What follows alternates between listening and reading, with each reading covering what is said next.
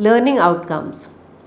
After studying this module, you shall be able to understand various models of workplace counseling, learn about the potential strengths and weaknesses of the various models of counseling at workplace, know how counseling models are equipped for the welfare of employees, understand the use of counseling services for bringing organizational change and development, learn about the criticisms associated with the field of workplace counseling. Introduction. Counseling in the workplace has expanded over the last few years. It has its focus on employees at one hand and on the organization on the other. Aiming to bring change in the behavior of the employees and improving their lifestyle, it ultimately ascertains the efficiency and effectiveness of the organization. Randall in 1984 emphasized about the role of counseling in performance management and concluded that counseling enhances strengths and minimizes the impact of weaknesses on productivity. Board convincingly says that counseling always results in human growth and development. Literature suggests a number of counseling models applicable to different clients and different situations. This module discusses 8 models of workplace counseling. A counselor, depending upon the issues and needs of the client and the organization, can use one model or a combination of these models to address the issues at workplace. The following points give a brief introduction about the various models. The counseling oriented model is the traditional model of workplace counseling characterized by using a particular therapeutic counseling approach to deal with the difficulties at work. Counseling based on brief therapy models is characterized by a limited number of focused sessions. The problem-focused model of workplace counseling is an effective model in dealing with the immediate problems of employees. The work-oriented model deals with issues and problems specifically related to workplace only. Non-work related issues of clients are considered irrelevant and are completely ignored. Manager-based models of counseling rest on the assumption that managers are quasi-counselors for the staff. In externally based models of counseling, counseling provision for the clients or employees are brought from the same external source. In contrast, in-house provision on a regular basis for employees is a norm for internally based models of workplace counseling. Welfare-based models of counseling focus on the overall well-being and welfare of employees by offering a variety of services, one of which is counseling. Organizational change models believe in bringing the desired change in the organization through counseling interventions. Various models are proposed in literature for effectively placing the counseling practices in organizations. These models formulate different tasks and roles of a counselor in the workplace. It is to be noted that these models do not exclude each other. Depending upon the client and context, a counselor can adopt mixed practices to bring about the desired change. The 8 models of workplace counseling discussed in this section are counseling orientation models, brief therapy models, problem focused models, work oriented models, manager based models, externally and internally based models, welfare based models, organizational change models. Counseling orientation models. The counseling orientation model is the traditional model of workplace counseling characterized by using a particular therapeutic counseling approach to support the employees as they try to cope with issues. Within this approach, a counselor is hired by an employer who subscribes to a particular counseling orientation like Gestalt developmental, psychodynamic, humanistic, constructivist, etc. Depending upon the issue brought and the time frame allotted to work upon the issue, the counselor can adopt an eclectic approach and applies the same in the workplace. Literature reports several evidences in which a particular counseling and behavioral therapy like cognitive behavioral therapy, neurolinguistic programming, psychodynamic rational emotive, transactional analysis, etc., was supplied in the workplace without considering the organizational context. Summerfield and Van Outschoen in 1995 reviewed the usefulness of Rogerian counseling at workplace and found it to be effective in building and maintaining interpersonal relationships. However, the researchers have also considered this eclectic approach of workplace counseling as unfair practice and highlighted the need of critical evaluation of adopting the counseling models in organizations. Similarly, Gestalt perspective was used by Critchley and Casey in 1989 to understand the issues of clients and dealing with them, though still used by many practicing counselors in organizational settings in the same way as they do when practicing independently.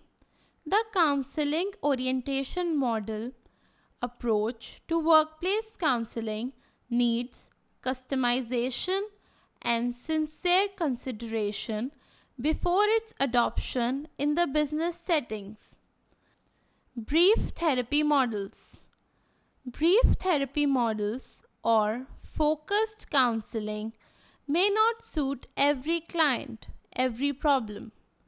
The choice of brief therapy model is guided by economics of the situation rather than the needs of the client.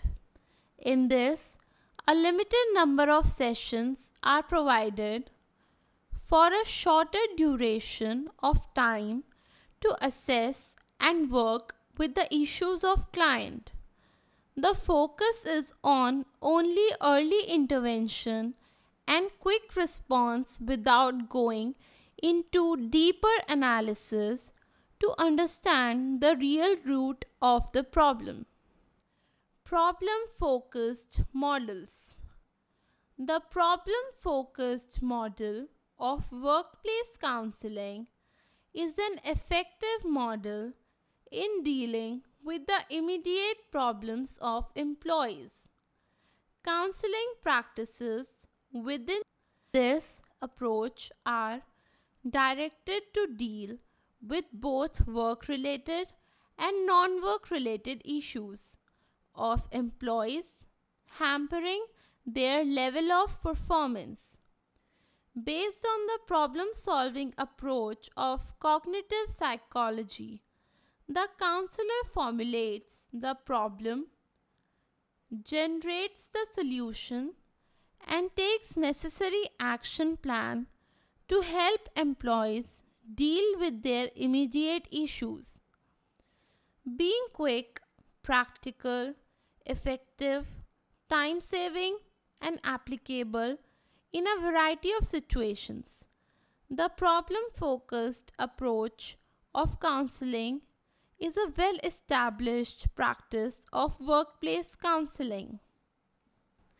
Many researchers have devised their problem-focused models of counseling based on this perspective.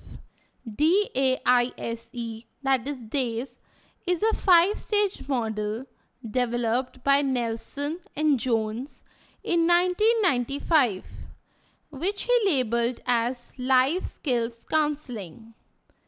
This model is a helpful problem solving methodology where D represents developing relationship with clients, identifying and clarifying problems of client.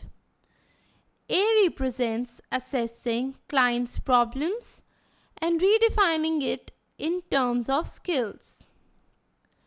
S represents stating work goals and planning interventions. I represents intervening to develop self-helping skills in clients. E represents ending the counseling session by consolidating self-helping skills in the client. Work-oriented models. As the name suggests, the work-oriented models of workplace counseling deal with issues and problems specifically related to workplace only. The main aim of a counselor is to facilitate the client to overcome the problems related to workplace and bring him back to work as quickly as possible. Deeper issues existing beneath the problem are not considered, as counselor is just focused on performance of the client and issues that hurdle the performance. Non-work related issues of client are considered irrelevant and are completely ignored. The proponents of work-oriented models of workplace counseling by Eager in 1983 believe that counseling in organizational settings is entirely different from counseling in other contexts, and adopting the general methods of counseling at workplace is inappropriate. According to Yeager, in 1983, workplace counseling has no role to deal with the personal problems of the clients. Rather, it should exclusively focus on performance and productivity. Anything that interferes with the performance of an employee and productivity and effectiveness of organization should be fixed within the business context. Work-oriented models of counseling are especially adopted by task-oriented leaders and managers who want value for money and think that workplace counseling is a practice meant for improving organizational effectiveness by solving work-related issues of employees. However, the model is also being criticized by many leaders and researchers who consider it impractical and believe that it is not always possible to delineate the work-related problems with personal problems. Manager-based models. Manager-based models of workplace counseling rest on the assumption that managers are quasi-counselors for their staff. Redman, in 1995, referred managers as ongoing counselors, as most of their tasks involve working with and managing people. Within the frame of this perspective, counseling is considered as a part of everyday life which everyone does at some time, but it probably is being seen as conversation between two people. This approach of counseling is critiqued by many professionals belonging to the field of counseling. Nixon and Carroll in 1994 argued strongly against managers taking the role of counselors. According to them, managers taking the roles and responsibilities of a counselor generate a difficult situation for the employees. On one hand, employees are discussing their personal issues with the manager, and on the other hand, the same manager is rating their appraisal. The scenario creates role conflict for managers and confuses them towards their responsibilities for the staff. Further, research literature clearly delineates differences between counseling skills and generic relationship skills, considering the former to be the domain of professionals and the latter as a part and parcel of all interactive situations in a variety of relationships. Externally versus internally based models. In externally based models of workplace counseling, counseling provisions for the clients or employees are bought and brought from some external source. Usually, the organizations contact established EAP providers who further employ counselors depending upon the requirement of the employer. In some situations, internal EAP is set up within the organization and a pool of counselors with different skills and background work on companies' issues. In contrast, in-house counseling provision on a regular basis for employees is the norm for internally based models of workplace counseling.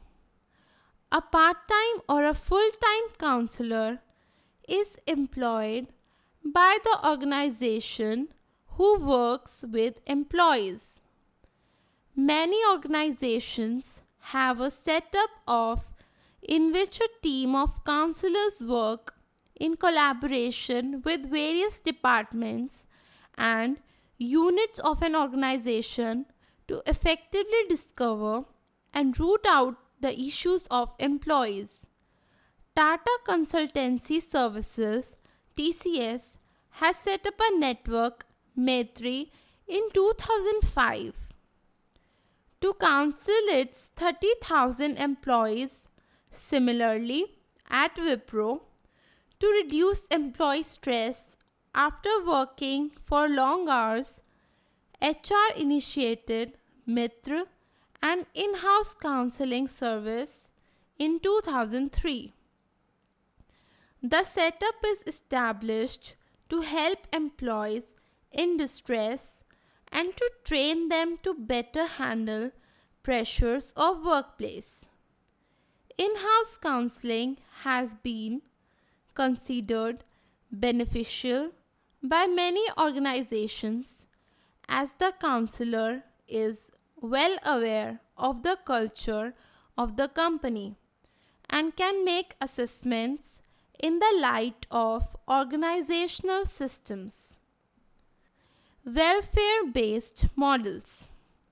Employee welfare in contemporary language of industrial relations is a term including various services, benefits, and facilities offered to employees by the employers. The welfare measures need not be monetary but in any kind or forms. This includes items such as allowances, housing, transportation, medical insurance, and food. Employee welfare also includes monitoring of working conditions, creation of industrial harmony through infrastructure for health, industrial relations, and insurance against disease, accident, unemployment for the workers, and their families. Welfare plans for employees make their life worth living and endow them with the required facilities and benefits to live life comfortably. Welfare based models of counseling focus on the overall well being and welfare of employees by offering a variety of services, one of which is counseling. These models are considered predecessor of counseling in the workplace. Traditionally, the term welfare officers is used instead of counselors for such people. A welfare officer works across multitude of roles depending on the employee needs. Various types of interventions provided by welfare officers for clients. Benefits include befriending, information giving, giving legal opinions, financial consultations, counseling, etc.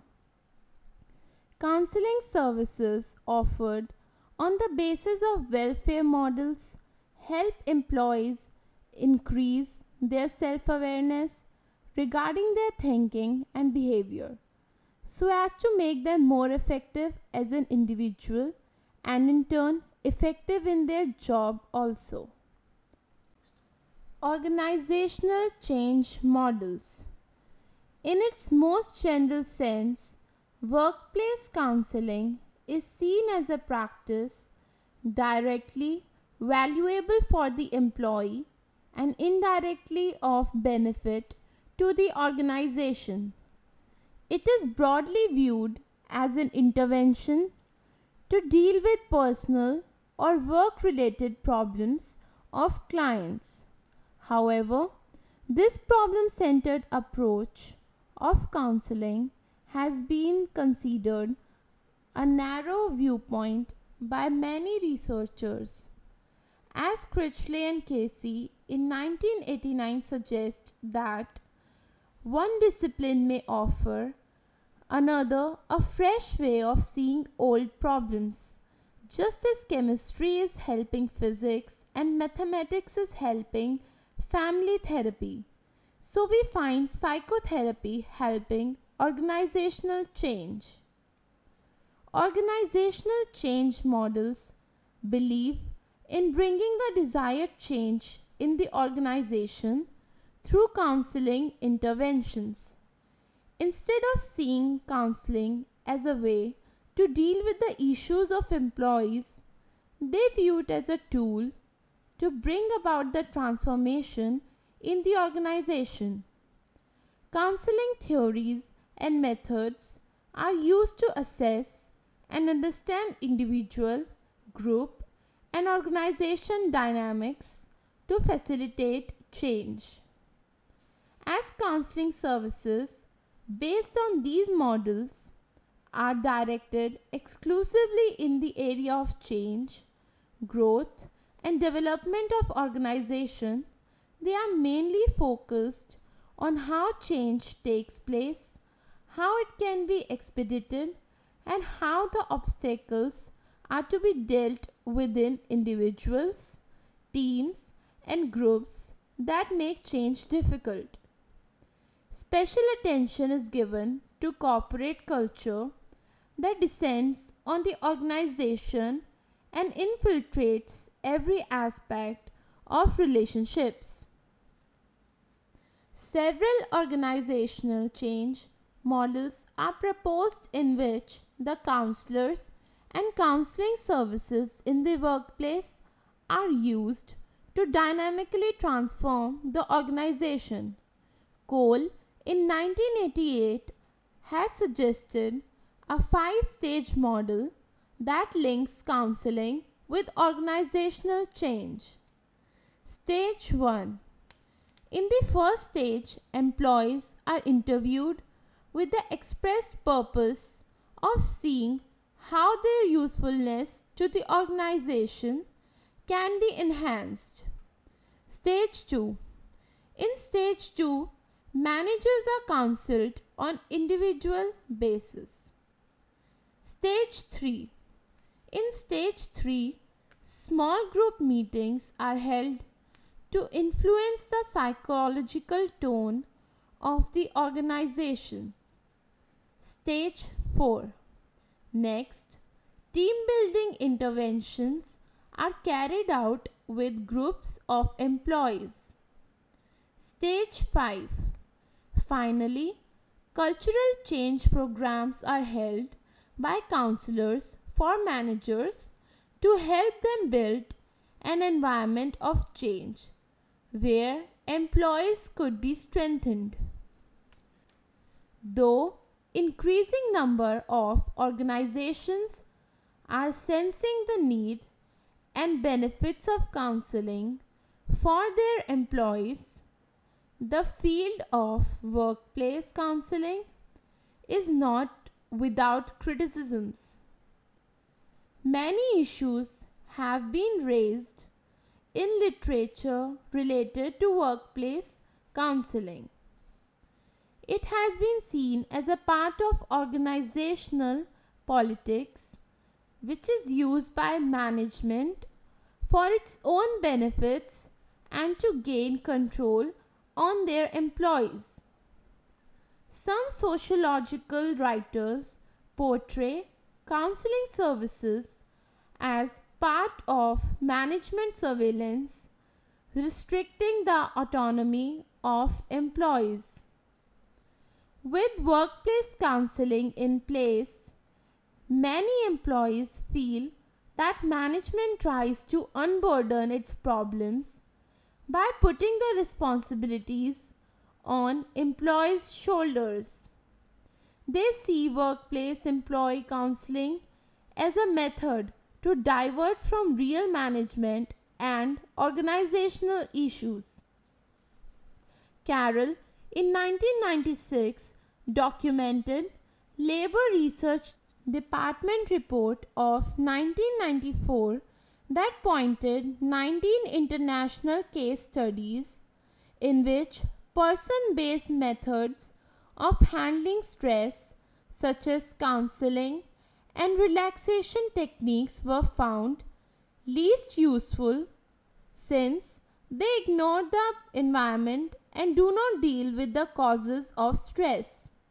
From this perspective, Newton in 1995 criticized workplace counseling by saying that it individualizes problems, decontextualizes them, and makes them apolitical. Newton in 1995 also viewed counseling at workplace as a way of managing employees' emotions. According to him, it is a method of organizational social control dictating to individual clients which emotions are permissible and which are not within the organization. A final criticism is that counseling is never made central activity of the organization and is not integrated into its processes and structure. Companies generally relegate counseling provisions to the periphery of organization, thus rendering them dysfunctional. The critics of workplace counseling should be seriously considered to professionalize counseling services in organizations. A lot of work needs to be done to match the standards of delivery of counseling services to the organizational demands. Only then counseling models and methods can be used in a right direction to assess and understand individual, group, and organizational dynamics. Summary. Many models of workplace counseling are proposed in scientific writings. 8 different models are elaborated in this module. In counseling orientation model, counseling approach is the key factor Counselors adopt an eclectic approach by subscribing to their training and using the same in organization settings. Brief therapy counseling models are meant for short term counseling of the individual clients in a limited number of sessions. The problem focused model of counseling sees the counselor's role as helping individuals to work with the immediate problems they bring. DAISE model is a problem focused model developed by Nelson Jones. In manager based models, managers perform the role of counselor and deal with the issues and problems of employees. External and internal based models differ with respect to whether the counseling provision for employees are hired from some external source or whether they are in house, set up from being established to help and work with employees. Both models have their own potential strengths and weaknesses. Welfare based models portray counseling as an intervention for overall welfare of the employee.